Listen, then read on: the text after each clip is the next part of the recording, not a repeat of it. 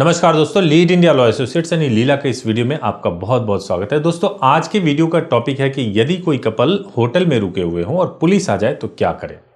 दोस्तों, इस वीडियो में मैं आपको 4 ऐसे सर्कमस्टांसेस के बारे में बताऊंगा, 4 टॉपिक कवर करूंगा। आप पहले वो चारों टॉपिक देखिए।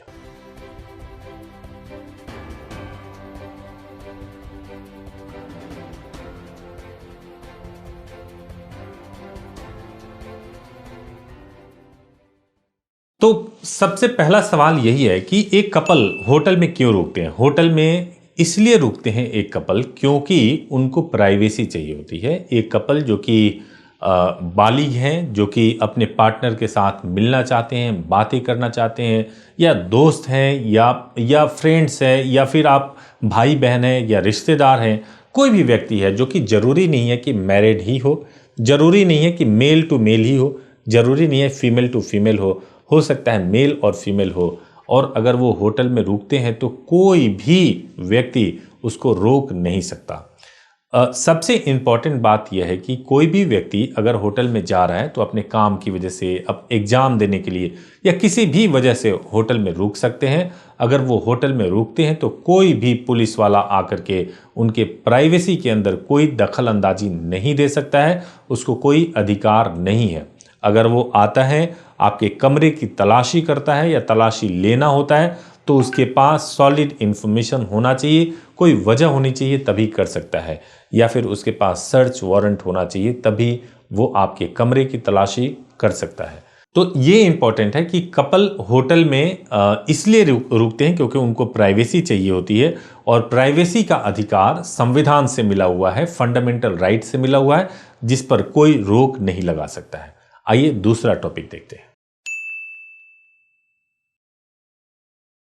ये आमतौर से जो लीड इंडिया लॉ एसोसिएट्स के दर्शक हैं, कई सारे दर्शक जानना चाहते होंगे कि अगर आप लव मैरिज के लिए होटल में रुके हों तो क्या सावधानी बरतें।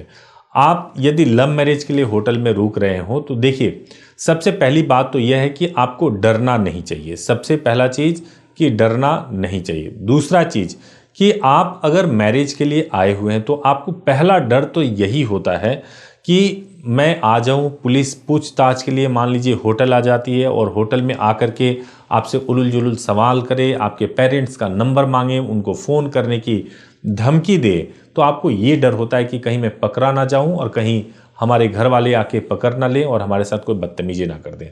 इसके लिए सबसे पहले ज़रूरी यह है कि आप जिस भी लॉ फॉर्म में जा रहे हैं शादी करने के लिए, या लॉ फॉर्म के माध्यम से शादी करने के लिए जा रहे हैं, वहाँ पे आपको ऐसा मोबाइल नंबर प्रोवाइडेड होना चाहिए जिस पे आप इमीडिएटली कांटेक्ट करें तो आपको सपोर्ट मिल सके। लीड इंडिया लॉ एसोसिएट्स में जैसे ही आपकी बुकिंग हो जाती है और जब आप मैरिज के लिए आते हैं तो आपको मेरा नंबर मिला हुआ होता है जिस पे आप सीधे सीधे बात कर सकते हैं। तो पहला चीज़, अगर आप होटल में ठहरे हैं और आपको लव मैरिज करना है तो आपके पास प्रॉपर वैलिड डॉक्यूमेंट होना चाहिए, एक जो सबसे ज़रूरी चीज़ है। दूसरी बात, फिर भी पुलिस वाले परेशान कर रहे हैं तो आप सपोर्ट के लिए हमें कॉल कर सकें तो हमारा नंबर होना चाहिए।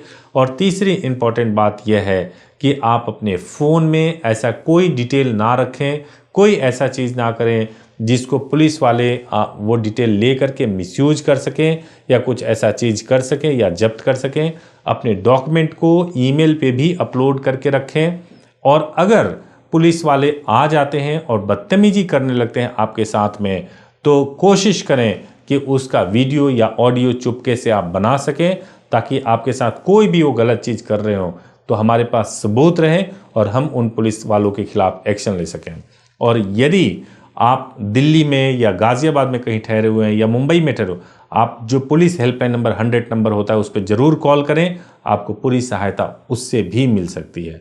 सबसे इम्पॉर्टेंट है कि आपके पास में एडवोकेट का नंबर होना चाहिए जिससे आप तत्काल मदद ले सकें।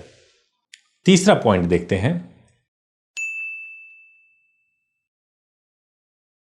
तो होटल में रुकने के कानून क्या है। आपको मैं यह बता दूं कि होटल में रुकने के लिए जो कानून है सब वो बहुत ही नॉर्मल से कानून होते हैं। वो ये है कि भाई आपके पास आप बालिग होने चाहिए, अगर आप अकेले रुक रहे हैं तो आपके पास जो है डॉक्यूमेंट्स प्रॉपर आईडी प्रूफ जैसे आधार कार्ड, पासपोर्ट या ड्राइविंग लाइसेंस, ये सब चीज़ होना चाहिए।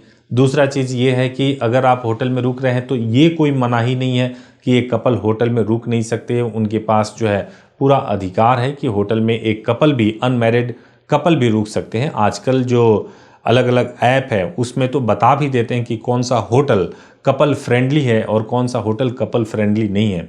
जो भी होटल कपल फ्रेंडली होते हैं आप उसमें आप रुकें, उसमें प्रेफरेंस दें तो ज़्यादा बेटर रहता है, और उसमें रुकेंगे तो आपके लिए ज़्यादा सेफ महसूस भी होगा। चौथा पॉइंट, जैसा कि आपने देखा कि आधी रात को होटल के कमरे में अगर पुलिस आ जाए तो क्या करें।